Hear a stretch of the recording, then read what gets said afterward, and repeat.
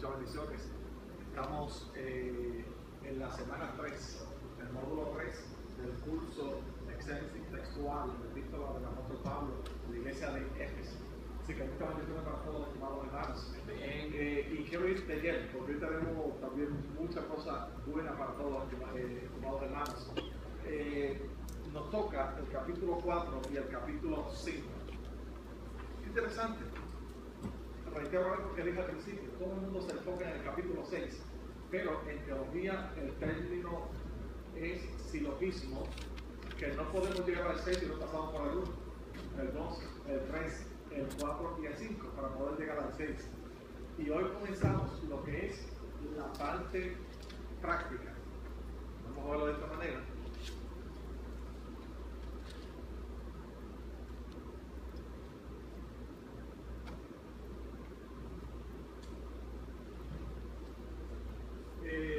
¿Saben ustedes que los capítulos del 1 al 3 era mayormente la parte doctrinal, del 4 al 6 la parte práctica? Y yo lo pongo de esta manera: el conocimiento teórico es indispensable, porque si no uno no puede hacer una aplicación adecuada, pero si se queda solamente en conocimiento, pues no es funcional. ¿Cuántas personas usted conoce que saben la Biblia? ¿Cuántas personas usted conoce que domina una materia? Sin embargo, cuando lo pone en práctica, no son funcionales.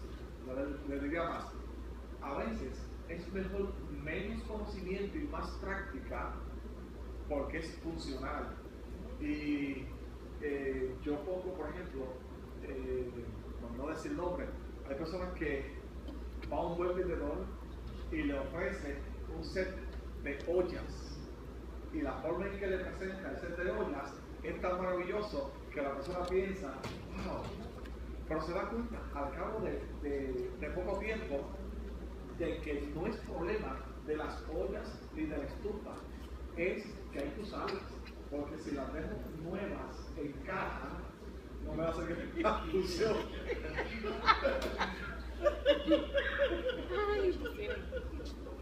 No me va a hacer la función, ¿verdad? No, para nada. Mira, en esto pues, me acuerdo la experiencia de una niña. Yo sé que si un familiar que está viendo este video, pues puede recordar esta experiencia. Se compartía en familia, para la niña vivía con la abuela, y la abuela todos los años le compraba una muñeca bonita. ¿Y sabe qué? Le enganchaba allí en la humilde salita y la niña no podía tocar la muñeca. Así que todos los años tenía una muñeca nueva y estaba allí, empacada, nueva de paquete, pero no era de utilidad porque la esencia era que la niña disfrutara y no podía disfrutar. No se la dejaban de ser para acá porque la ensuciaba. ni podía jugar porque la rompía. Así que la teoría es importante. El conocimiento es indispensable. Inclusive Pablo en muchas ocasiones, directamente más de 300 veces, habla en sus cartas del concepto conocimiento, e indirectamente, en diferentes vocablos, más de 600 veces habla del término conocimiento. Así que es importante el conocimiento, pero es importante la aplicación. ¿Ha conocido a alguien que tiene licencia de conducir? Y usted dice, muy bien. Se conoce todo lo que significa las señales de tránsito, pero usted dice, yo no me monto. Pero por el contrario, puede conocer a alguien que a lo mejor no conozca bien la teoría, y usted se da cuenta que cuando usted se entera de que no tiene licencia, pues usted se sorprende porque la persona maneja bien. Déjenme decirlo, hay muchos cristianos que tienen buen conocimiento, pero en la práctica, en todo el sentido, cuando llega una situación, como que se les olvida la promesa de Dios. Cuando llega un momento difícil, se les olvida la promesa de Dios. Así que hoy estaremos viendo la parte práctica. ¿Sí? ¿Sí? Eso es.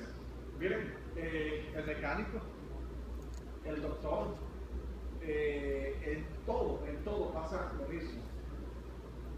Yo siempre miro a la persona. Si es un albañil, trato de evaluar bien el perfil. Miren, hermanos, hay albañiles que tienen lo último en tecnología, y eso es bueno. pero pasan trabajo pegando un bloque. La mezcla no. Si van a empañetar, la mezcla no le pega, no funciona y tiene la mejor tecnología.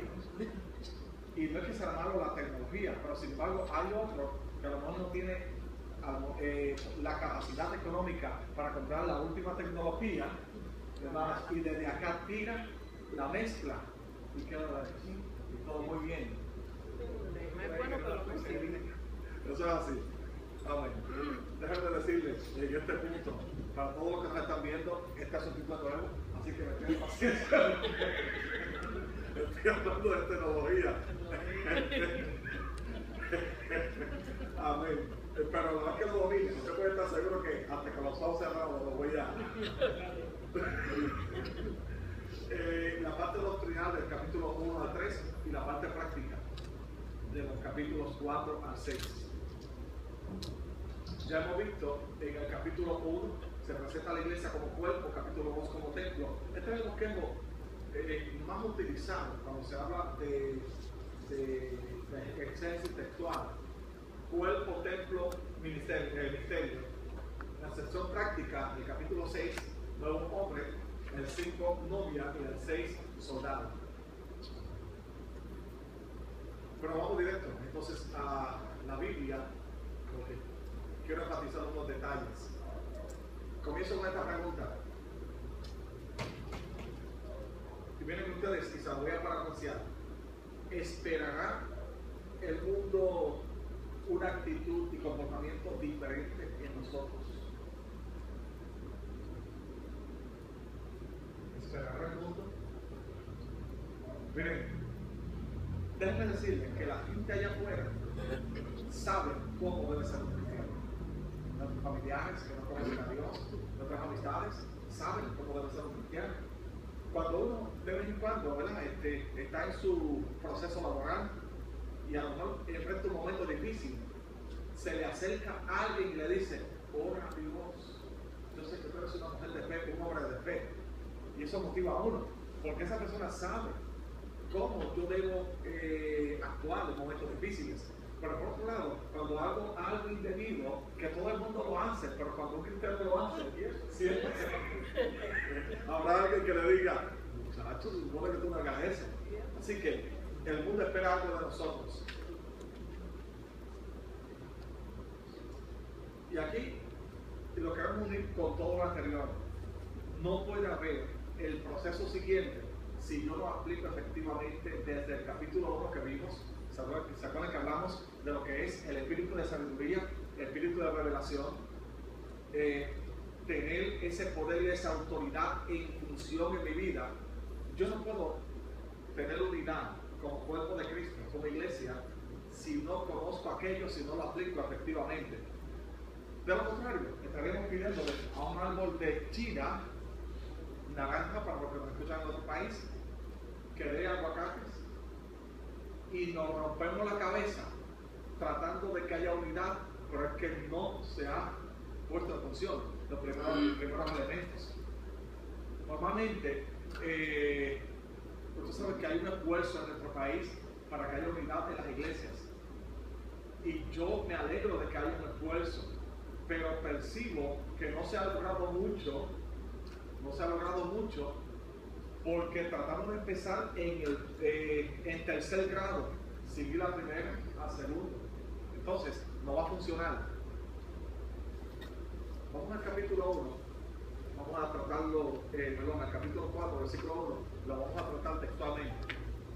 Yo pues, preso en el Señor, os ruego, y miren cómo el apóstol lo menciona, os ruego que andéis como es digno de la vocación con que fuisteis llamados, con toda humildad y mansedumbre, soportándoos con paciencia unos a otros en el amor, solícitos en guardar la unidad del Espíritu en el vínculo de la paz. Vamos a ver algunos detalles interesantes aquí. Estamos hablando exhortación a la unidad. Para lograr la unidad, elemento indispensable, habla de humildad. Y tenemos que definir unidad. Y queremos comenzar hablando de lo que no es humildad. Por ejemplo, alguien confunde humildad con timidez. La timidez es un orgullo camuflajeado. Es lo siguiente, un orgullo camuflajeado. ¿Me explico? Alguien dice, ay, es que soy tan humilde, no me atrevo. No me atrevo. O desde acá uno lo ve con ese semblante y uno dice, es tan humilde, tan humilde, tan humilde, que se le nota la humildad hasta en el pelo.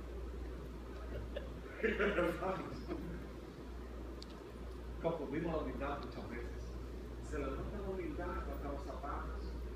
Se le nota la humildad. Miren, hermanos, y confundimos la humildad. La timidez, le mencioné que es un orgullo camuflajeado. Normalmente cuando una persona es tímida, no quiere hacer algo porque piensa que lo va a hacer mal y se van a reír, o porque piensa que hay otros que lo hacen mejor. Entonces ese orgullo lo encapsula en una aparente humildad, diciendo, yo no me atrevo, pero ¿por qué yo? Y baja la cabeza, y ese semblante. Déjame decirle, hay muchos cristianos que uno ve con ese semblante de humildad, y cuando uno ausculta bien, es una timidez, y es un orgullo, un orgullo. El humilde es diferente. El humilde, aunque reconoce sus limitaciones, y es parte de lo que vamos a ver, conocimiento propio, aunque reconoce sus limitaciones, aún con ese reconocimiento de sus limitaciones, dice, pero yo me atrevo para Dios. Yo me atrevo, porque quiero honrar a Dios con esto. Por lo tanto, si Dios nos llama, por ejemplo, a cantar, a predicar, a enseñar, a lo que Dios llame, la persona comienza a hacerlo para honrar a Dios, y aunque hayan 10 que pueden hacerlo mejor, él dice, pero a mí me toca hacerlo para honrar a él, para honrarlo a él. Así que tiene que ver con conocimiento. Ya mismo vamos a desglosar esto, ubicándonos al lado de Cristo. Normalmente la humildad es un proceso comparativo y relativo. Y decimos, bueno, si me comparo con el otro que canta, yo bajo la cabeza porque ese hombre o esa mujer cantan excepcional. El humilde dice, pues yo también lo hago para honrar a Dios. El tímido no lo hace porque alguien lo hace mejor, pero sin embargo, cuando por así decirlo, el foco o el estándar de medición es Cristo y no el hermano y nadie más, yo siempre tengo que reconocer que tengo limitaciones, porque me estoy comparando con alguien santo, con alguien excepcional. Si me comparo con un hermano, hay dos probabilidades de que yo me considere mayor y que yo pueda decir, nadie lo hace como yo. Amén.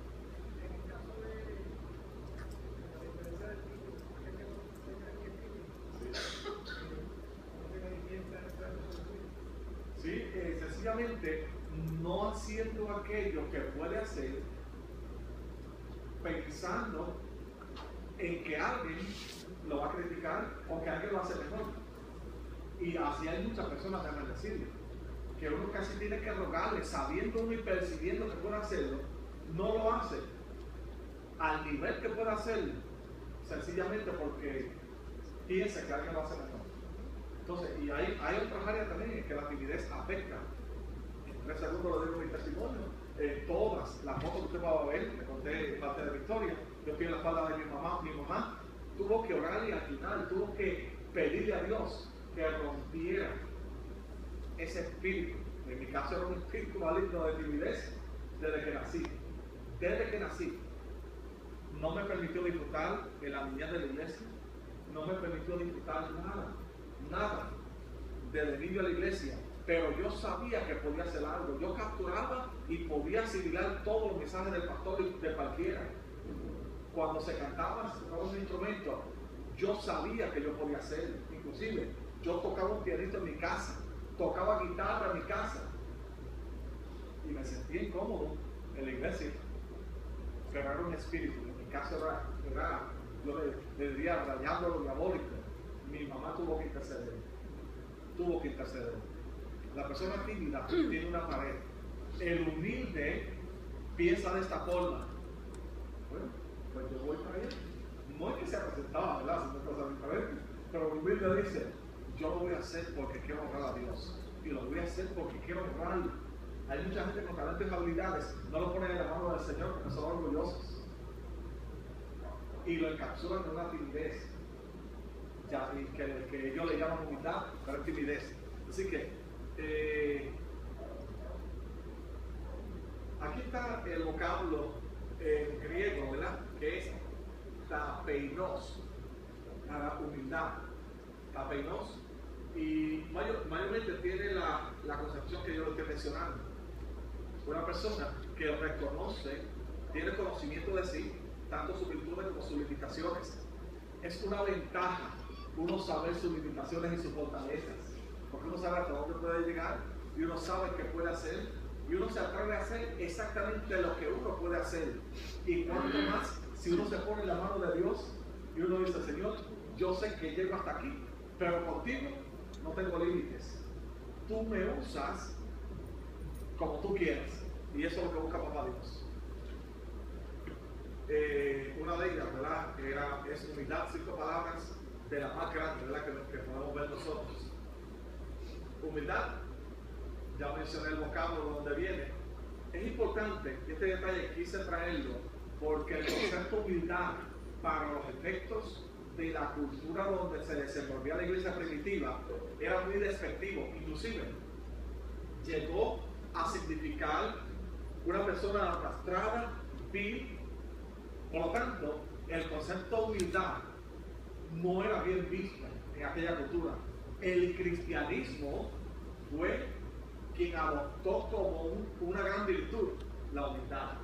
O sea, que lo que era un concepto despreciado, el cristianismo lo eleva a lo máximo. Por lo tanto, ser humilde en esa época era considerado como lo peor. Pero ellos lo elevan a un nivel muy alto.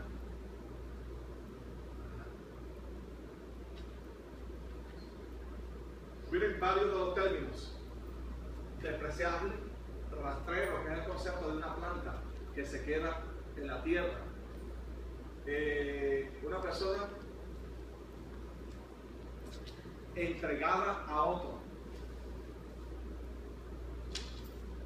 Entonces, de ahí partimos a este elemento. Se necesita conocimiento propio, y quiero reiterarlo por tercera vez, porque si yo no me conozco, si no conozco quién soy y mi posición en Cristo, que lo vimos en el capítulo 1, yo soy quien Dios ha dicho que soy, aunque yo piense otra cosa.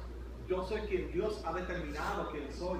Recuerdan ustedes en Números capítulo 13, versículo 33 en adelante, el pueblo hebreo pensaba una cosa de ellos, aun cuando Dios decía otra.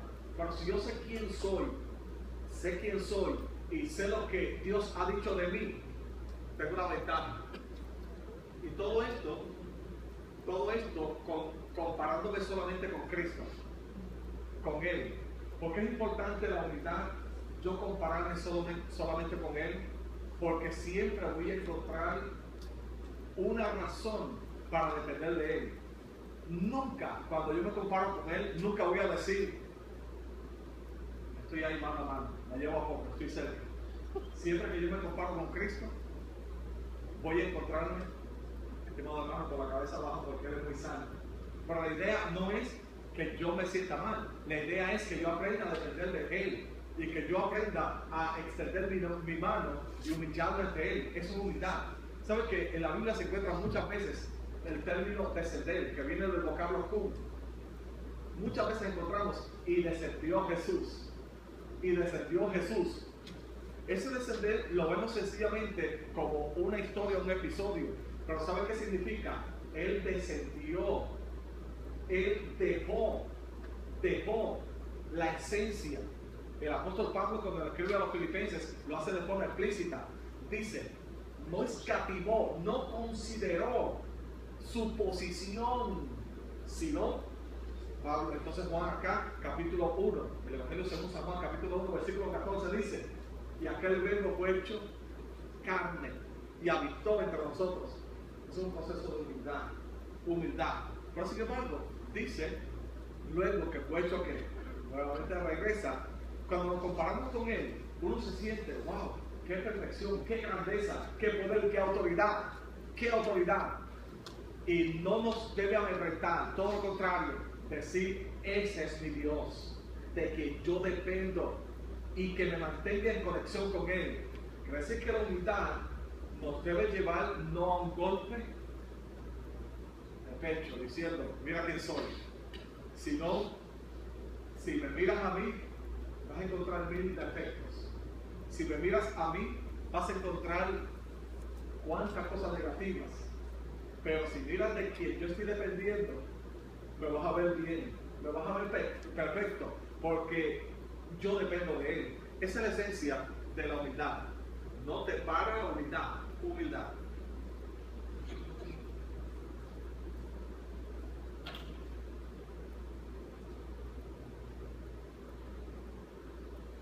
La próxima dice mansedumbre.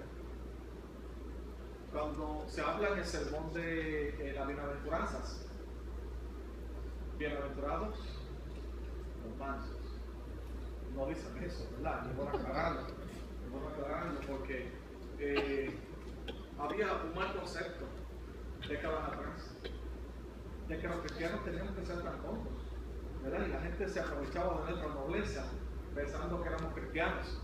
Claro, uno dentro de la mansedumbre no significa dejarse pisotear. Es sencillamente un proceso de amabilidad.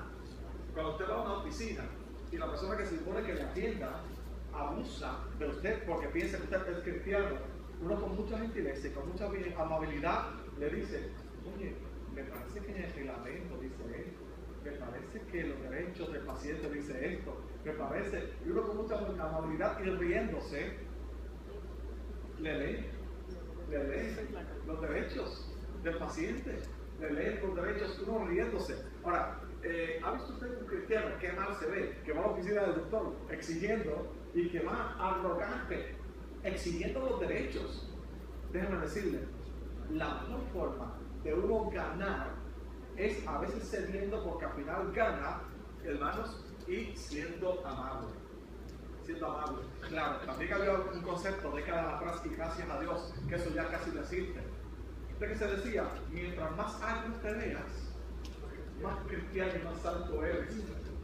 Entonces, uno a la distancia, desde aquel centro comercial, uno decía, me parece cristiano, cristiana, porque es agrio, agria con el esposo, agria con la esposa, con los hijos, en el trabajo.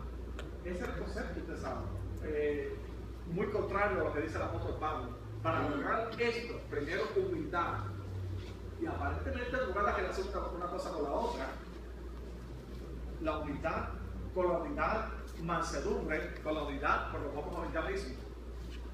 Significa también disposición interna y control sobre las pasiones.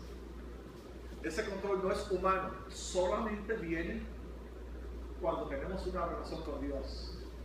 Yo no puedo producir fruto si estoy alejado de la fuente. No puedo producir fruto. Y es muy diferente a los dones espirituales que en algún momento los vamos a tocar. Una persona carnal, ¿se acuerdan de esa pregunta? En cierta manera puede manifestar dones espirituales, pero solamente una persona espiritual puede manifestar fruto espiritual. Sencillamente porque el fruto no depende de que Dios me lo dé, depende de mi relación con Él y de mi intimidad con Él. Los dones espirituales dependen de que el Espíritu Santo me los quiera dar, porque son un regalo. Así que esta mansedumbre viene solamente de la relación que tenga con Dios. La otra palabra que dice el apóstol es longanimidad, que significa tolerancia, paciencia. ¿Cuántas veces ustedes han tenido que respirar una y otra vez? Cuando a alguien en la luz roja le toca la bocina atrás.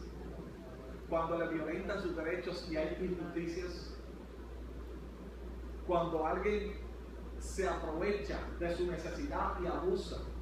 Cuando se abusa de su papá, su mamá o el vecino, etc.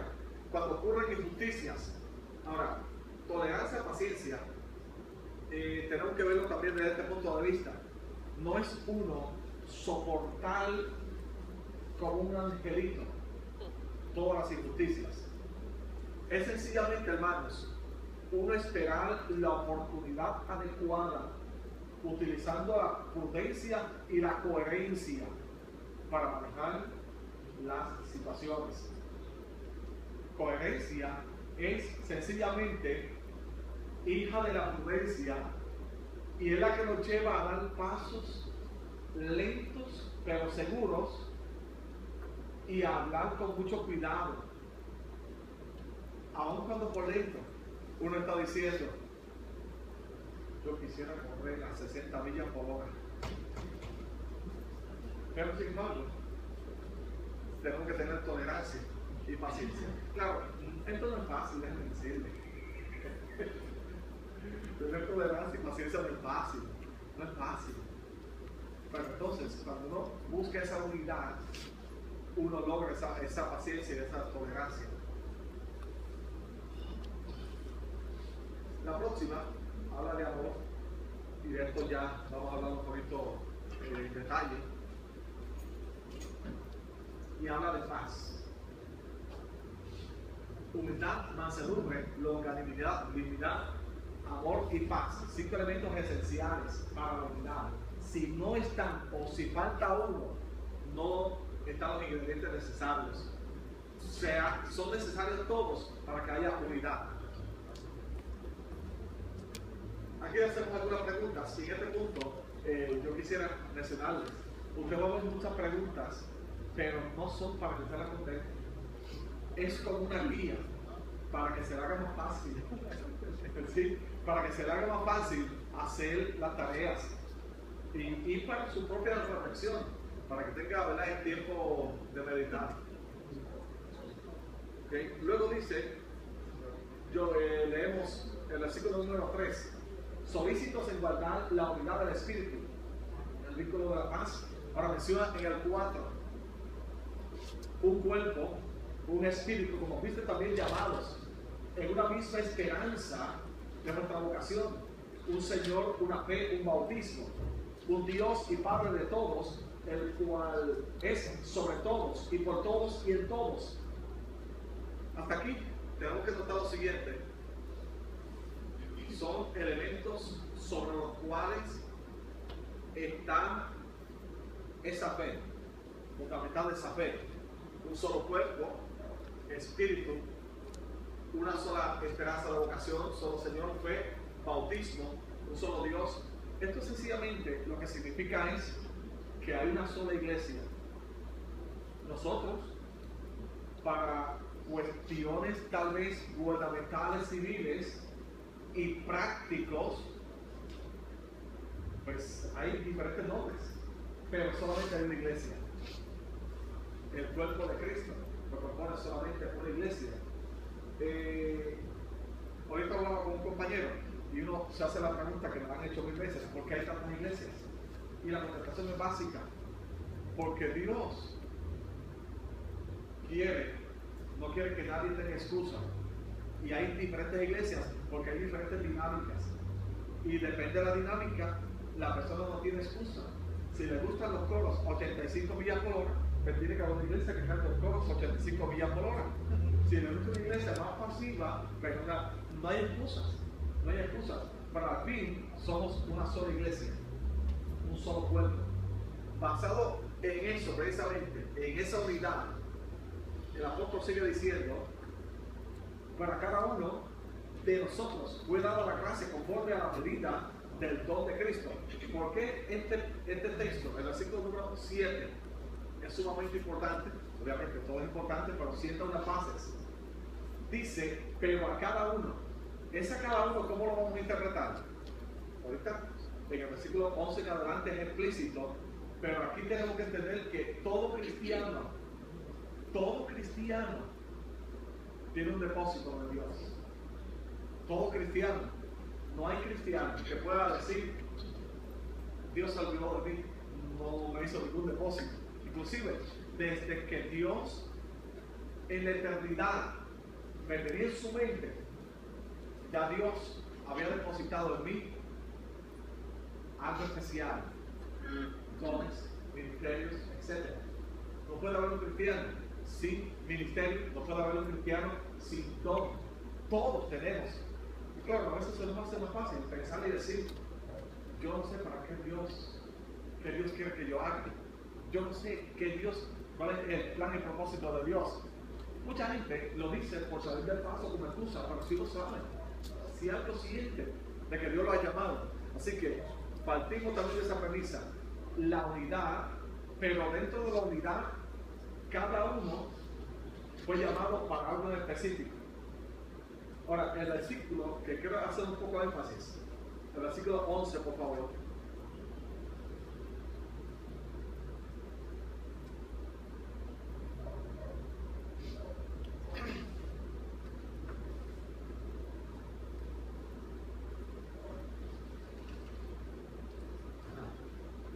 Miren cómo dice el versículo 11, y aquí es donde nos detenemos un momento, precisamente para poder traer luz sobre unos postulados teológicos de mucha controversia. Dice, y él mismo, cuando habla de él mismo, Pablo está siendo bien claro, fuera de esto, o sea, no es razonamiento ni interpretación humana. ¿Quién constituyó? Él mismo. A unos apóstoles, a otros profetas, a otros evangelistas, a otros pastores y maestros. Aquí se menciona dentro de esa unidad que ya mencionamos los requisitos indispensables, unidad, mansedumbre, etc. Dentro de esa unidad, Dios escoge a unas personas para un propósito específico. Obviamente, ¿cómo sería este cuerpo si todo el mundo, si el cuerpo fuera solamente, vamos a poner por ejemplo, cabeza o solamente manos? Será un fenómeno. Así que dentro de este cuerpo Dios puso unos ministerios claves con un propósito y vamos a verlos uno a uno.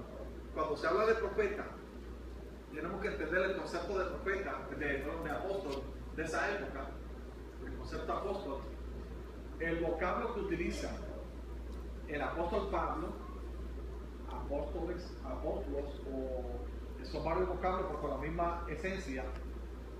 Habían tres concepciones en aquella época de lo que es un apóstol. Hoy en día está pues, en controversia continua, si todavía esos ministerios están en efecto los 5. Yo le tengo que decir que sí.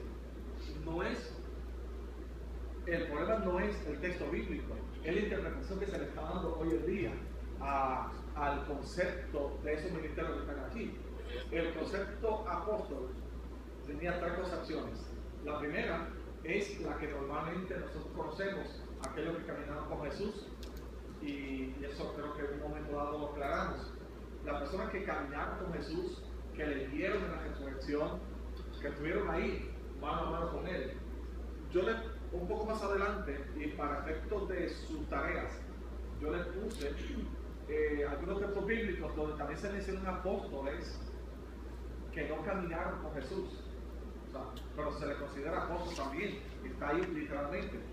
Ahora, pero sin embargo, apóstol, según la concepción de la iglesia primitiva, debía caminar con Jesús y ser testigos de que él había resucitado. Esa es la primera concepción. En ese sentido, tenemos que ser obvios, no hay nadie que sea apóstol en ese sentido. El segundo sentido era un enviado con una misión esporádica y corta y específica. ¿Se acuerdan ustedes de la mujer samaritana? Aquella mujer samaritana cumplió una misión apostólica esporádicamente. No se nos dice algo más que hizo ella, posiblemente lo hizo mucho más, pero esa misión que ella hizo, que ella realizó en ese momento, se considera un apostolado. Esa es la segunda concepción. Ahora, a la que se refiere aquí específicamente en el capítulo 4, versículo 11, es al concepto de uno que planta iglesias. Normalmente, un misionero que planta iglesias. El apóstol Pablo hizo las tres funciones y él mismo defiende su apostolado tanto como que dio a Jesús, o sea, tuvo una experiencia, pero como ministerio activo es uno que planta iglesia. Hay personas que Dios ha utilizado de forma especial, y conozco a muchos, que tienen la habilidad de Dios de ir a un lugar y levantar una iglesia en un par de semanas. Claro, esa persona sigue y camina para otro sitio, camina a otro sitio. Si esa persona que es apóstol, plantador de iglesias, se queda pastoreando la iglesia, hemos visto la experiencia que la destruye luego, porque no fue llamado para pastorear, fue llamado precisamente para plantar iglesias. Puede ser que en la historia haya alguien que haya ejercido la función de pastor, apóstol, etc. Pero la esencia, para que sea funcional el cuerpo, para que sea funcional, es apóstol. Claro, no significa, por ejemplo, que si en un momento dado uno tiene una dificultad para comer con la mano derecha, no como con la mano izquierda, porque uno desarrolla la habilidad.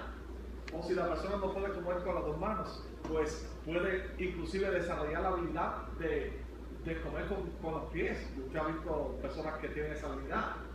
Pero eso es la excepción. La norma es que hayan personas cumpliendo cada cual su ministerio. El segundo que menciona es el profeta. Cuando se habla del profeta, no es un vidente o el que ausculta el futuro. No es un vidente o el que ausculta el futuro.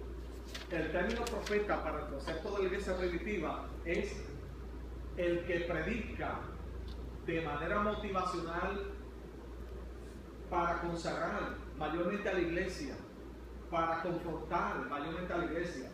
Así que todo el que predica para edificar, exhortar y confrontar a la iglesia se convierte en un profeta. El concepto allí no es el que ausculta el futuro. Y hay una diferencia entre profeta como ministerio y profeta como don, el don de profecía. Ahora, el don de profecía, si es la persona que Dios utiliza de forma especial para motivar a la iglesia con los planes y proyectos que Dios tiene. Pero el don el ministerio profético sencillamente es una predicación contundente, y Dios lo tiene en las iglesias, Dios lo tiene. Luego habla de lo que son veteranos, apóstoles, profetas, evangelistas. El evangelista se dedica mayormente a la exposición de las buenas nuevas. Usted sabe que, pues, en la cultura nuestra eclesiástica, el evangelista predica más dentro que afuera, pero no debe ser así. Como ministerio evangelístico es el que presenta las buenas nuevas. Así que vaya uniendo todo esto. El apóstol que va sembrando iglesias, abriendo camino en terreno árido. Vaya uniendo el evangelista, que es el que presenta las buenas nuevas, que habla del plan de salvación, y Dios le da esa capacidad y esa habilidad. En Puerto Rico tenemos experiencia de cuántos hombres Dios utilizó. Tenemos, por ejemplo, el hermano Gille Ávila, que es fue un gran evangelista de nuestro país. El mensaje era netamente evangelístico, pues obviamente de vez en cuando tenía sus palabras para la iglesia, pero era netamente evangelístico, presentando el evangelio de Cristo. Vaya uniendo a eso. Lo próximo, seguimos en el versículo número 11, dice pastores y maestros. Algunos lo han unido, algunas versiones lo tienen separado, pero primero lo tocamos separado, después lo unimos. El pastor es el que cuida las ovejas. Y para los efectos de la iglesia primitiva, el administrador de la iglesia, el administrador y el que cuida, o sea, en todo el sentido, es el pastor, es el que vela que no venga, que cuando venga el lobo, vela por las iglesias, por las ovejas. En Apocalipsis, vamos a ver nosotros el capítulo 1, versículo 16 en adelante, que dice que les habla a los ángeles, y luego es explícito, dice, tiene en su diestra a esas estrellas, hablando de esos ángeles de las iglesias. Quiere decir que el pastor tiene un ministerio especial cuidando la iglesia. La cuida de varios factores. Vendrán muchos que se hacen pasar por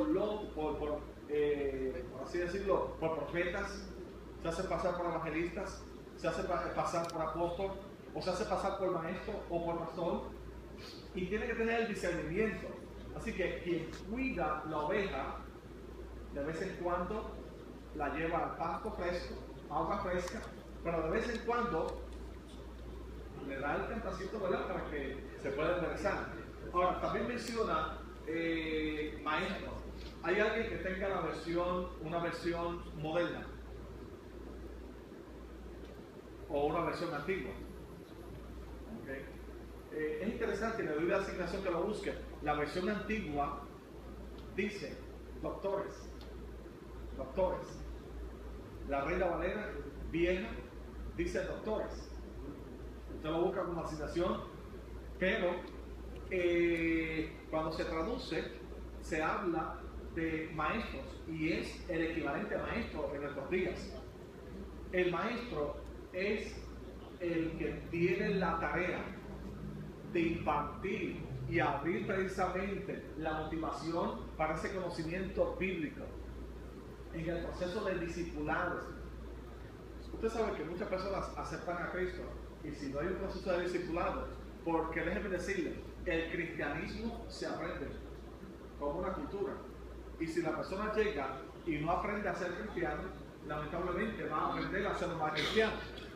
Entonces, el maestro es el que produce y el que provoca ese conocimiento. Qué cosa, ¿no? Qué grande Dios. Ahora, si de todo esto es interesante, la funcionalidad de esos ministerios tiene un propósito. Dice, para alcanzar la unidad y la edificación. Aquí vemos esto, ¿verdad? Yo lo voy a leer textualmente, el versículo 12. A fin de perfeccionar aquí. Este perfeccionar es un proceso de humildad. Yo le dije que nos tenemos que comparar con Cristo. No es que vamos a tener una aureola y alitas, ¿verdad? Pero el proceso es santificación continua. Todos los ministerios, cuando se ponen en función, van a perfeccionar a los santos. Y aquí dice textualmente, ¿para qué? Para obra de qué? Del ministerio. Significa que todo cristiano, en algún punto, cuando se ponen en función todos esos ministerios, tiene a la vez que convertirse en un ministro. O sea, el ministro no solamente es el que tiene una credencial, es el que ejerce el plan y propósito de Dios para su vida. El que dice, este es el don que Dios me ha dado, estas son las habilidades, aquí están para honrarte. Pero a la misma vez dice, y lo leo completo, versículo 12, a fin de perfeccionar a los santos para la obra del ministerio. Hay una coma y luego dice, para la edificación del cuerpo. Y esto vamos a ponerlo de forma cíclica. Aquellos fueron llamados para un propósito específico, van edificando a estos y estos van construyendo ¿qué? La unidad del cuerpo. Entonces, vamos a empezar de abajo para arriba. ¿Quién edifica el cuerpo? Vamos a ver en el versículo 12 final. Léalo de la parte final hacia arriba. ¿Quién está llamado a edificar? Para la edificación del cuerpo de Cristo. ¿Quién está llamado a edificar? Los santos. Que a la misma vez fueron ¿qué? Preparados por quién? Por todos los demás ministerios. Entonces, cada uno de los miembros de la iglesia tiene que procurar la edificación de quién? De ese cuerpo. Es a todos. A todos. Oye, yo creo que si uno logra crear conciencia y uno dice, estaré yo edificando. En una ocasión Jesús le dijo a sus seguidores, el que no recoge, ¿qué está haciendo? Desparrama. O sea, la inacción u omisión se convierte en un tropiezo. y se convierte en un marrón que en vez de construir y edificar, lo que hago es destruir. ¿Ha pensado usted, estimado hermano? Nosotros como cuerpo y como miembros del cuerpo de Cristo nos tenemos que edificar unos a nosotros, edificarnos. Por eso se habló inicialmente de unidad, porque la unidad no es egoísta. La unidad y el amor procura el bienestar de otros, procura el avance de otros. Y cuando eso se pone en función, hermanos, nos edificamos unos a otros. Ahora, luego el versículo 13, para ser fiel al texto, dice: hasta que todos lleguemos a la unidad de la fe. Nuevamente menciona, dice, del conocimiento del Hijo de Dios. Ese hasta no significa un punto final donde yo voy a decir: ay, qué bien, ya llegué, me gradué, me quedo el diploma, qué bueno, no tengo nada que hacer. Ese hasta lo que significa es llegar a un momento, obviamente, cuando estamos con el Señor, que ya todo va a cesar, pero lo que significa es: tienes que llegar a un nivel de madurez, tienes que llegar a un nivel de funcionalidad, a un nivel en que tus ejecutorias van a edificar a otro, lo van a ayudar a la misma vez. Luego dice: a la medida de la estatura, de la plenitud de Cristo. ¿Se acuerdan ustedes cómo terminó el capítulo 1, versículo 23? Dice, hablando de la iglesia, la cual es su cuerpo, la plenitud de aquel que todo lo llena en todo.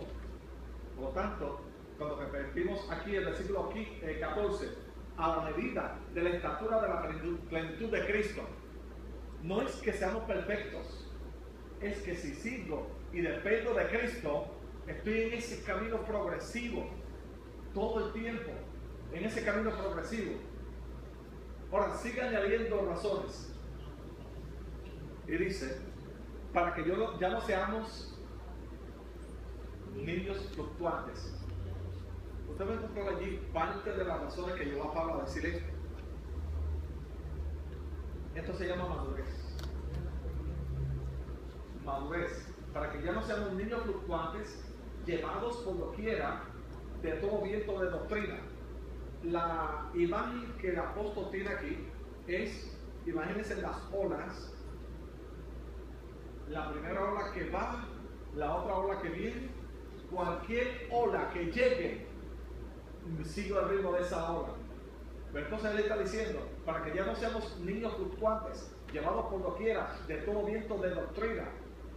Y habla aquí de estratagemas, que son altimañas o estrategias bien planificadas de hombres para engañar. Emplean con astucia las artimañas del error. Quiero leerlo para luego dar la explicación. Sino que siguiendo la verdad en amor, crezcamos en todo aquel que es la cabeza, esto es en Cristo. Note que el foco de atención de Pablo y la base del crecimiento es Cristo. Si nos comparamos con cualquier hermano, miren, hermano, siempre vamos a encontrar razón para decir: pobre, le falta mucho para llegar acá. Pero cuando nos comparamos con Cristo, humildemente tenemos que decir: dependo de Él, su grandeza, su poder, su amor, su misericordia, dependemos de Él. Así que el foco y el estándar que debemos seguir y mirar solamente es Cristo. Pero miren el versículo 16, cómo él recoge todo lo anterior: de que en todo el cuerpo, bien concertado y unido entre sí, por todas las coyunturas, que se ayuda mutuamente según la actividad propia de cada miembro, recibe su crecimiento para ir edificándose en amor. Entonces Pablo reitera lo siguiente: todos dentro del cuerpo tenemos una función. Si alguien no ejerce la función, se atrofia, así como se puede atrofiar cualquier sistema, y puede ser de impedimento a todo el cuerpo y de afección a todo el cuerpo. Por lo tanto, yo tengo que vigilar que el codo, el antebrazo, el dedo esté funcionando bien. aunque yo sea la pierna. Porque al final, si la mano no funciona bien, la pierna lo va a sentir. Si, por ejemplo, el dedo pequeño no funciona bien, la mano lo va a sentir. Así que yo tengo la responsabilidad de edificar a otro, porque al final, eso me va a ayudar a mí. Y es prácticamente lo que Pablo quiere decir aquí. Y quiero un textual, por favor, el versículo 17. Miren cómo él empieza diciendo, esto pues digo, como empieza, obviamente, guarda una relación con lo anterior, y requiero en el Señor que ya no andéis como los otros gentiles. Ese andéis está conjugado en presente continuo, y lo que significa es ahora, ahorita, mañana y siempre, como los otros gentiles que andaban en la vanidad de su mente. Compárenlo con lo que Pablo escribió a los Romanos, capítulo 12, versículos 1 al 3. De lo que le está diciendo es el pensamiento, mi capacidad de raciocinio y todo lo que pasa por aquí me va a afectar para bien o para mal. Si sigo la corriente de mi mente, me voy a dañar. Así que tengo que tener cuidado cómo ando. Y él lo va a desglosar en el versículo 18 en adelante.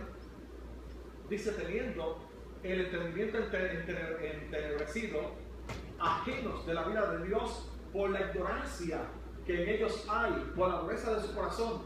Pablo es explícito y está diciendo, este nivel de revelación, ellos no la tienen porque tienen problemas aquí en el corazón. No le dan paso por fe. Y claro, cuando uno analiza todo esto, yo pienso en muchas personas que militan en una iglesia, hermanos, que todavía no han llegado a un nivel de conocimiento de la palabra. La palabra en sí fluye, y cuando uno le da apertura a lo que la misma palabra nos habla, acuérdense que es espada de dos filos, es lámpara, estimado hermano, de por sí tiene una autoridad. Cuando uno le da espacio, en humildad, algo pasa. Llegamos a un nivel que uno dice, Señor, yo no lo había visto así. Y uno se humilla ante la presencia de Dios. Pero, dice, ellos con el entendimiento entenebrecido, ajenos de la vida de Dios, dice, por ignorancia. Esa ignorancia provocada por la dureza de su corazón. Por favor, compáralo con nuestros días. Los cuales, después que perdieron toda sensibilidad, estamos hablando, hermanos, netamente a lo que ocurre en nuestras ciudades, se entregaron a toda la lascivia para cometer con avidez toda clase de impureza. Allí en la exégesis, yo lo hago un poquito más claro porque quiero ser práctico en esto. Miren, hermanos, lo que está diciendo es, si yo no logro saber mi posición y asimilar y procesar adecuadamente este conocimiento y ponerlo de forma práctica, me estoy tomando el riesgo que menciona el versículo número 19. Se entregaron a la lascivia para cometer con avidez toda clase de impureza. Pero el 20 contundente dice, mas vosotros no habéis aprendido así a Cristo. Recuerden, lo reitero de nuevo, solamente con que nos comparamos es con Él. Con Él.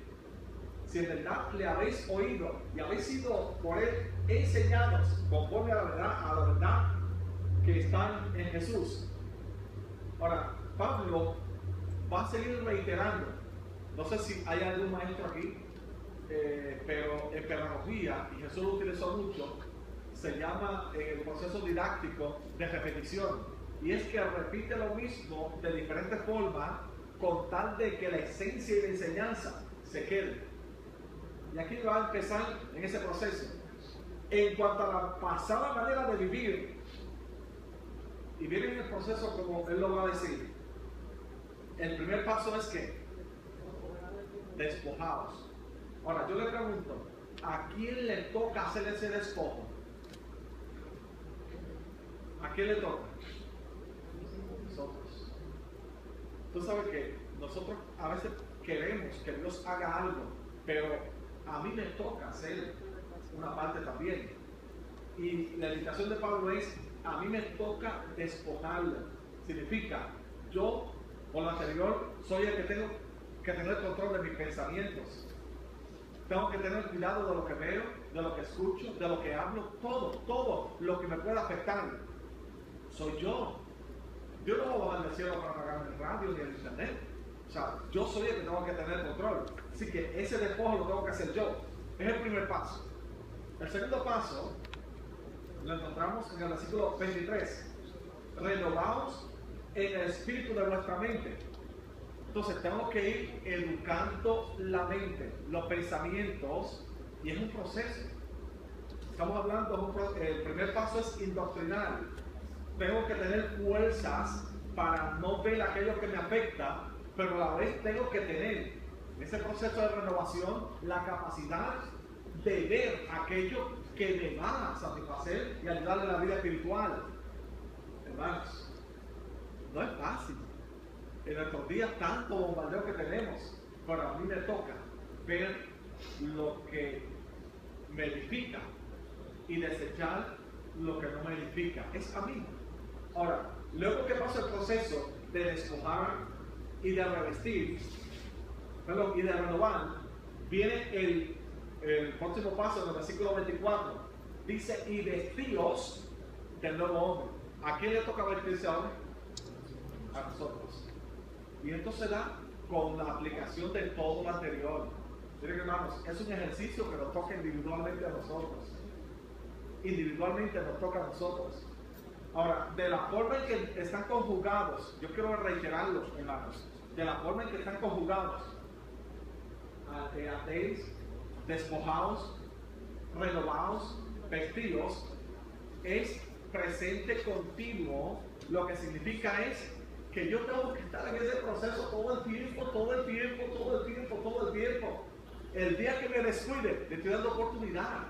O sea, todo el tiempo, hermanos, vigilando lo que veo, lo que hablo, tener cuidado con la gente que me rodea, que uno no es que sea antisocial, pero miren, hermanos, uno tiene que aprender a ponerse unos taponcitos en el oído para no escuchar tanta barbaridad y uno enfocarse. Claro, no es que nos vayamos a vivir a un monasterio, ¿verdad?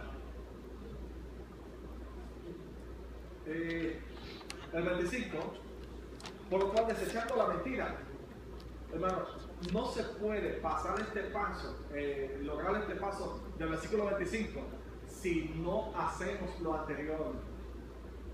Por lo cual, desechando la mentira, hermanos, es el veneno que más afecta a la sociedad. La practican hábilmente los políticos, los comerciantes, y hermanos, y hasta los cristianos inmaduros, hasta por coger beneficios, para coger beneficios de algún tipo de entidad, y por eso hacen las prácticas, miren, hermano, y a veces por $10, hermano, y la persona a veces llega a un nivel que es patológico, pero a veces lo hace tan y tan normal que no se da cuenta que se está haciendo daño. Claro, cuando nosotros hacemos los pasos anteriores, despojados, renovados y vestidos, tenemos la fuerza, hermanos, la fuerza para desechar la mentira y hablar verdad uno con otro, porque somos miembros los unos de los otros. Miren, hermanos, en el proceso de unidad, lo mejor es ser sincero y ayudar a la persona, uno siendo sincero. Ahora, aquí da otros consejos y dice, airaos, pero no pequéis. Hay uno de los cursos que tenemos en capellanía que es manejo del coraje. Y miren, hermanos, uno aprende. Si uno no aprende a manejar el coraje, va a explotar en algún momento. Va a explotar, lamentablemente se afecta a la gente a quien más uno ama, los que están cerca de uno. Así, lo que está diciendo es, tienes que aprender a controlar tus emociones. Luego dice, no se ponga el sol sobre vuestro enojo. Por el 27 dice, ni deis lugar al diablo. ¿Qué es lo que nos está insinuando aquí? Hermanos, que el enemigo busca la mínima oportunidad de forma tan sutil que no nos percatamos de que le podemos abrir, no una ventana o un hueco, a veces le abrimos puertas al enemigo en nuestro corazón, en nuestra mente, en nuestro auto, en nuestra casa, en el televisor, por cosas que parecen inofensivas, pero cuando uno las analiza concienzudamente, hermano, nos afecta la vida espiritual. Nos afecta. Quiero hacer un pequeño paréntesis. No estoy en contra de la televisón ni de las novelas. Hermanos, escucho a muchos cristianos hablar de el motivo por el cual la iglesia es fantástica. Yo le digo patalgura. Sí. Mire, hermano, y las historias que hacen, y yo digo, wow, y no tendrán una Biblia. No tendrán una Biblia. ¿Verdad que sí? Miren, acuérdense, pueden ser cosas, yo no me consta de qué tratan, pero pueden ser cosas que no sean malas en sí, pero es cómo me ocupa mi tiempo, cómo me ocupa el tiempo de Dios, cómo me afecta. Por lo tanto, el darle lugar al diablo, dice, diréis lugar, está conjugado también en presente continuo y es todo el tiempo. Y uno tiene que pensar, wow, con esta decisión, ¿se aprovechará en algo el enemigo? Con esto que estoy viendo, ¿se aprovechará en algo el enemigo? ¿Estaré glorificando a Dios? ¿Estaré honrando a Dios con esta decisión? Por lo tanto, todo lo que hacemos, absolutamente todo, claro, no es que uno va a hacer un santito, y no va a decir, bueno, no me voy a tirar en la playa ahí un ratito con la familia, hermano, porque Dios no pretende eso, porque pretende Dios es que uno sepa hacer un balance, Por lo tanto, sigue diciendo, y ahora más explícito, el que hurtaba, no hurte más. Y aquí lo que está diciendo es, te di las herramientas para que no lo hagas, pero a ti te toca ¿qué? Tomar la decisión. Y luego dice, si lo que trabaje, qué cosa, ¿verdad? El apóstol es bien explícito. Haciendo con sus manos lo que es bueno, y ver aquí, para que tenga que compartir con el que padece necesidad. Significa que lo que yo puedo hacer en mi trabajo, en mi sistema laboral, de alguna manera, hermanos, también tiene que bendecir a otros. Créanme, la ofrenda que usted da a la iglesia, el diezmo que usted da, hermanos, de alguna manera usted está bendiciendo a alguien de la iglesia. Y usted no sabe ni a quién, pero a alguien está bendiciendo también. Ahora, aquí hay en el versículo 29, ninguna palabra corrompida. ¿Sabe que yo mencioné hace un tiempito atrás? Creo que fue aquí. Cuando alguien se da un golpe con el martillo en el dedo, ¿qué normalmente la persona dice? Los cristianos. Aleluya. Pero que en realidad lo que quiso salir de aquí fue que, entonces, algo fuerte. Entonces, a veces esa adoración puede convertirse, hermanos, en una mala palabra si la intención no es realmente adorar a Dios. Claro, para que diga lo otro, no que diga aleluya. Pero a veces con el corazón. Y lo que está diciendo es, ten cuidado cómo hablas. Ten cuidado las conversaciones. Cuando publicas en Facebook o le das like, que aquí el apóstol Pablo está diciendo, cuidado cuando le des compartir. ¿A qué le está dando compartir? Cuidado con lo que le das me gustas y con lo que publicas, sino que sea buena, es una palabra buena, para la edificación. O sea, que todo lo que yo hago, todo lo que le doy a Facebook, like y compartir, tengo que procurar que edifique a alguien. Si es un desahogo mío por mi rebeldía o decepción, voy a afectar a alguien, tengo que tener cuidado. Y esto es bien serio, porque a mí me pasó, a veces esas noticias que salen en Facebook realmente son vainas falsas, y lo que son ahí detrás es pornografía. A mí me pasó una vez que había una noticia que decía que por Japón habían encontrado un restaurante chino que tenía ahí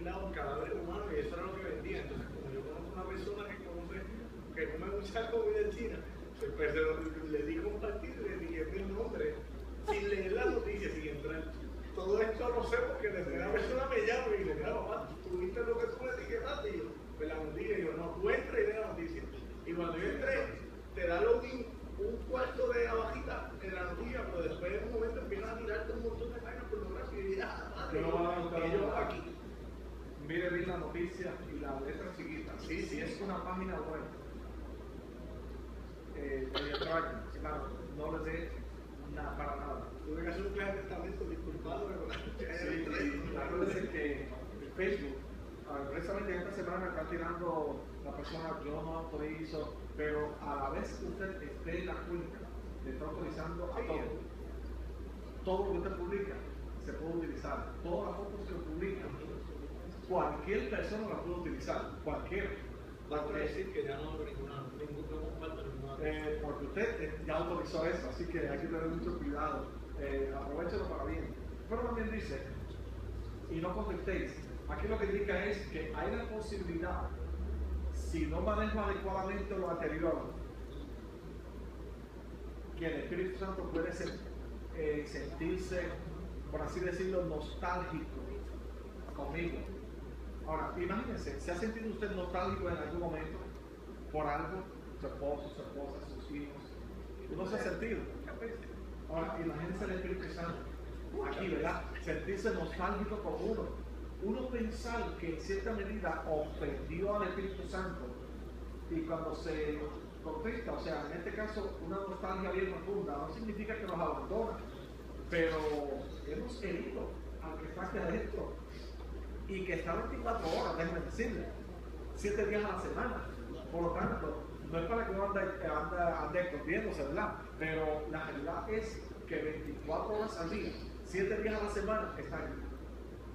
Y si no aplicamos todo lo anterior adecuadamente, puede producir que se constituya el Espíritu Santo.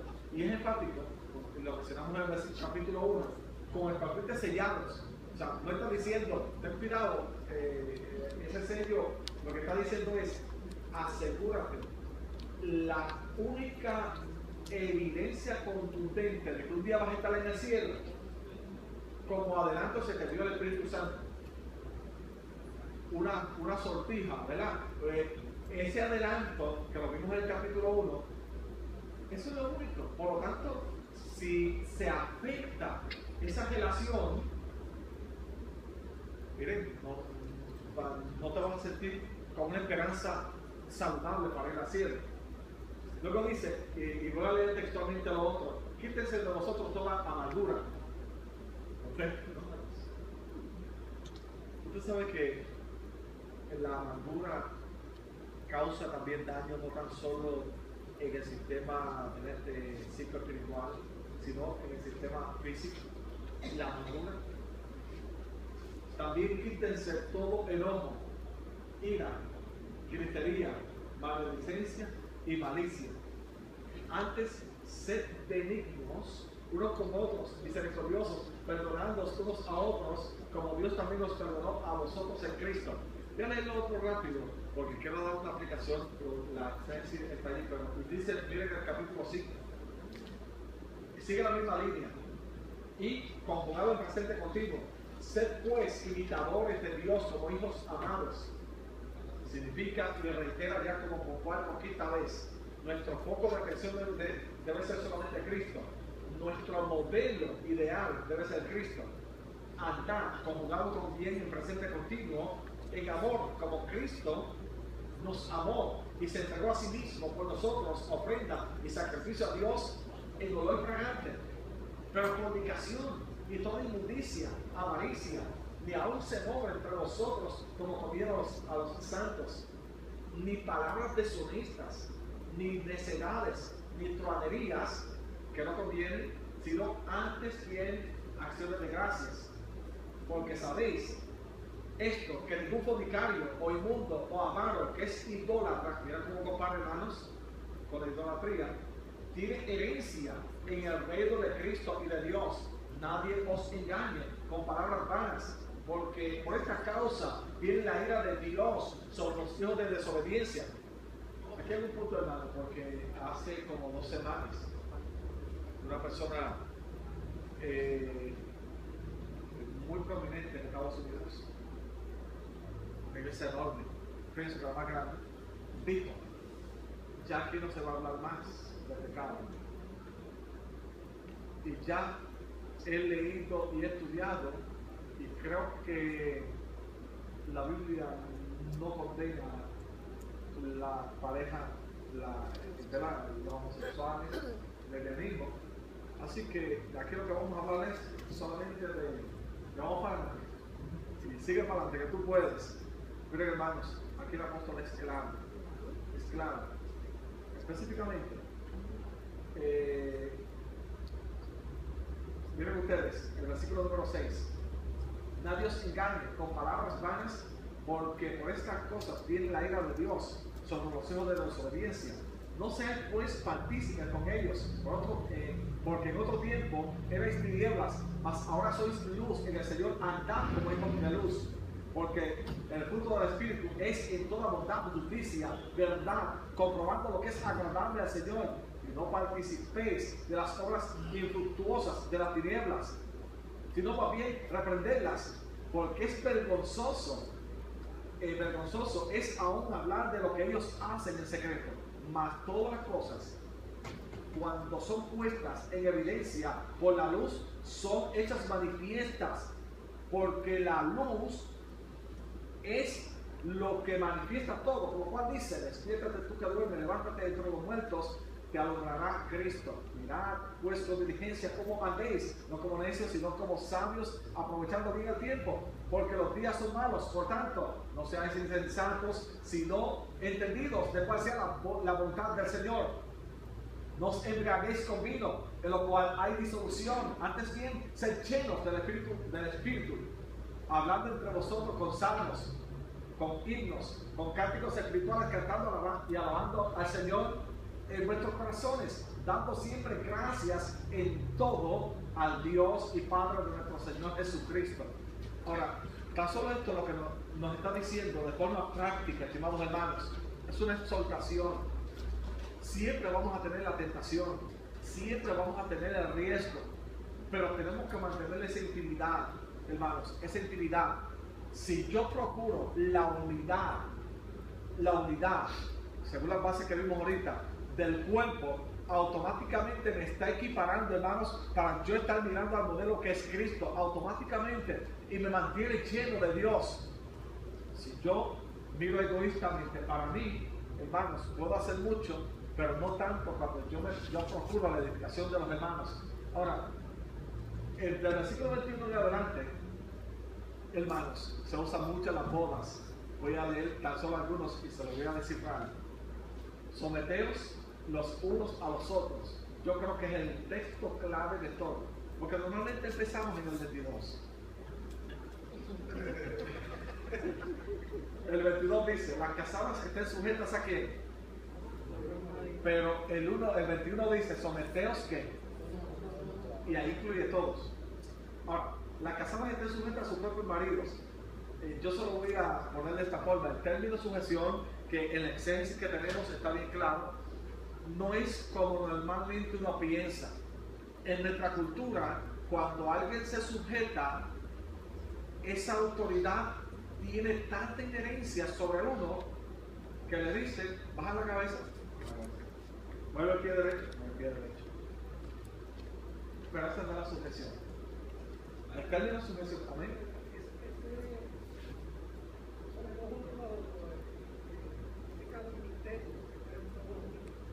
Sí, y acuérdate que estamos hablando de una experiencia práctica. Incluye eso también, que tiene que haber convergencia y concurrir para que todo funcione bien.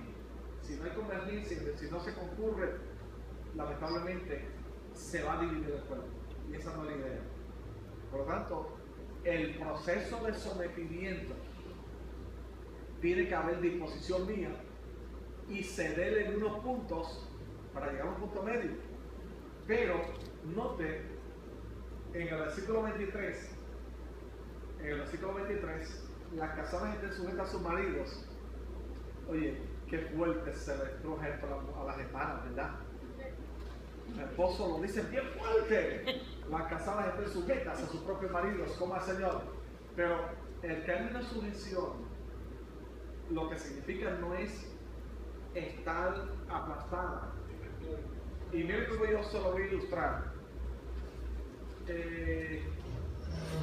Déjenme traer esto, por favor, interprételo, ¿verdad?, correctamente. Cuando usted sujeta, es que no quiero que me malinterprete. Está bien. Cuando usted tiene un perrito buena gente, lo amarra y lo sujeta, y el perro sigue caminando, perdón, le dije que no me malinterpreten, ¿eh? Lo perdí, fue que no se me cogió. Entonces, usted se deja llevar en cierta medida por lo que el perrito quiere disfrutar por allá, pero cuando usted quiere que vaya para acá, ¿qué usted hace? El perrito quiere coger para casa al vecino, usted le dice, no, pero ya no puedes. Ahora, tampoco se vayan a el otro extremo, o sea, la ilustración era solamente con la idea de que entendieran lo que le voy a decir. No sé, ¿verdad? No se me vayan a... El término sujeción lo que significa aquí es vigilar desde un ángulo que puedo ver lo que él no puede ver y advertirle de los riesgos que hay al frente. Porque estoy en una posición muy cerca, no para llevarlo donde yo quiera, sino para advertirle y cuidarlo de lo que está al frente. Así que es una posición honorable, no es despectiva, es honorable. Y la primera que tiene que entenderlo como honorable es la mujer. Acá entre nosotros los varones, la mujer tiene un sentido tan amplio para ver muchas cosas que nosotros no vemos, que nos hubiésemos evitado tantos problemas en la vida si hubiésemos escuchado, yo le diría casi una voz profética. ¿Pero por qué? Es porque Dios le dio esa capacidad de ver unas cosas, y en ese sentido esa es la sujeción. No es que el hombre le dice, te acuestas a las 9, la Biblia lo dice, y a las 8. Efesios 5:23, Efesios 5:22, te acuestas a las 9. Esa no es la idea. Es una percepción de aquello que el hombre normalmente, porque tiene muchas cosas. Los hombres tenemos muchas cosas, mujeres, y a veces se nos escapan detalles, y la mujer puede ver cosas que el hombre no puede ver. La esposa ve más allá, por ejemplo, de los hijos. Ahora, dice, porque el marido ve la cabeza de la mujer, etc. El nivel elevado de esa relación se compara, primero ustedes, con la relación de Cristo o la iglesia. Así que imagínense ustedes lo sagrado que es para Dios esa relación, lo importante que es para Dios esa relación. Son experiencias prácticas. Ahora, yo entiendo, hermanos, sin lugar a dudas, de que Pablo, Dios lo utilizó como una voz profética también para nuestros días. No tan solo por las experiencias prácticas que hoy hemos visto, sino también por los retos que tenemos ante nosotros. Por ejemplo, no sé si usted ha leído lo que sale esta semana en los medios con relación a la nueva metodología y módulos que próximamente se van a enseñar en nuestro sistema de educación. Escucha esto, pastor. Algunos de los módulos inclusive ponen como ilustración textos bíblicos para enseñarle a los niños. Esto es uno de los que se ponen allí. Y decirle a los niños, la Biblia no tiene pertinencia hoy, porque mira qué mal se tratan a las mujeres en la Biblia. Y eso ya está, o sea, esos módulos ya están. Yo se los puedo enviar porque yo tengo parte de esos módulos, hermanos, y le van a enseñar a nuestros hijos que la Biblia no tiene pertinencia y actualidad porque es discriminatoria, haciendo una mala interpretación del texto sagrado. Pero ¿cuál es la intención, hermanos? Que el niño diga, la Biblia ya no es un manual de instrucciones, ya no puede utilizarla como parámetros para uno, ¿verdad?, seguir la moral y la ética. Eso ya está aprobado y sale próximamente. Ya a los directores escolares se les instruyó, ya se reunió parte de la facultad y ya próximamente a los padres también se les está orientando. Así que, usted se imagina, estimado hermano, qué claro, qué convincente y qué profético la palabra del apóstol. Hoy más que nunca nosotros necesitamos esa unidad de la iglesia. Hoy más que nunca necesitamos aplicar estos principios, hermanos, que son básicos para la iglesia. Déjenme decirle, se avecinan días muy difíciles y días de retos que uno tiene que tomar decisiones firmes y radicales, totalmente, hermanos, firmes y radicales. Y si uno está inmerso en esto y tiene el conocimiento de dónde uno está y la posición que Dios ha ubicado en uno, hermanos, uno sigue en el nombre del Señor, no doblegando esos principios bíblicos, no doblegando lo que ha funcionado por toda la historia del ser humano, que es el concepto familia. Me llama la atención que en esos módulos, pastor, y que eso me chocó muy fuerte, parte de los módulos de pre-kinder, por ejemplo, se enseña de que al niño, el niño puede pedir como regalo en Navidad, un niño puede pedir una Barbie. Y no, lo trágico no es eso, es que si la mamá le niega, el niño puede quejarse y la mamá está fallando. Y eso es una violación de los derechos del niño. Y parte de las historias que allí se dan, historias, o sea, que se les cuentan a los nenes, se les dice, miren,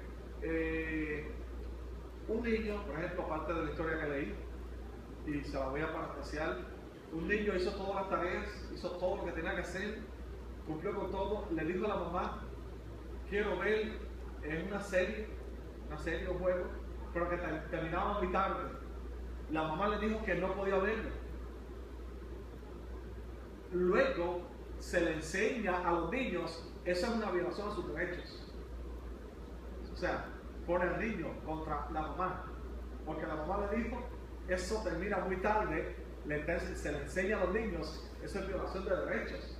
Hermanos, por lo tanto, cada día vamos a ver más retos, más desafíos. Se desafía la infalibilidad, pertinencia, eficaz de la Biblia, palabra de Dios. Se desafía la autoridad de los padres, se desafía el mandato bíblico. Hermanos, nosotros ya, por ejemplo, ya estamos crecidos, pero esos niños que van creciendo, por lo tanto tenemos un reto, aplicabilidad. La semana que viene, el capítulo 6 empieza también con la familia y lo vamos a trabajar contundentemente. Póngase de pies, si el camarógrafo me ayuda, póngase de pies y cierre los ojos un momento, estimados hermanos, porque hay un texto aquí que quiero compartir con ustedes de forma contundente.